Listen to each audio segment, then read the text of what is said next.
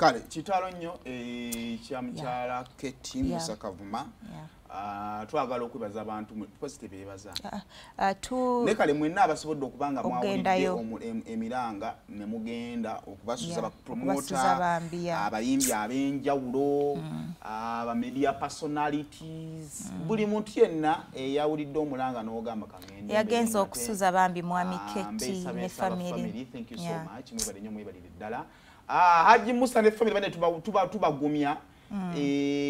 twe tulina bigambo birungi bimala ate ne tunabyogera tuyinza okuba tuyiyiriza biyiye naye tusaba Katonda abagumye kye tusobola okubawo yessaala Katonda okubeera nga ate ayongera okuba nga abatugumiza bino bifaananyi byolaba hajja tibadde bamutwala kaliisizo gyagenda okuba nga aziikibwa olunaku olwaleero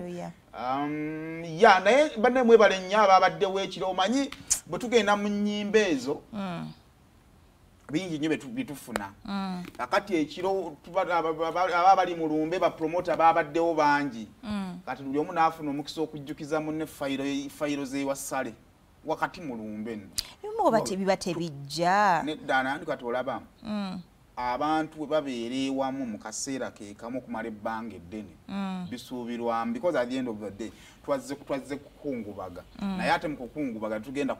kuzza bafiirwa mu kufa kwa muntu tuba tugezaako okubayamba kukakkana oba ontegeera kakati wakati mu mboozi ezo ezibeera waawo keeza woosangira musawo muno n'ogamba ne musawo gundi nkola bwiti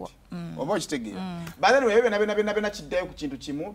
kubeebaza nti mwebale kubanga mwebale bambi kujja mmusuza kumubeererawo so n'olunaku olwaleero asobodde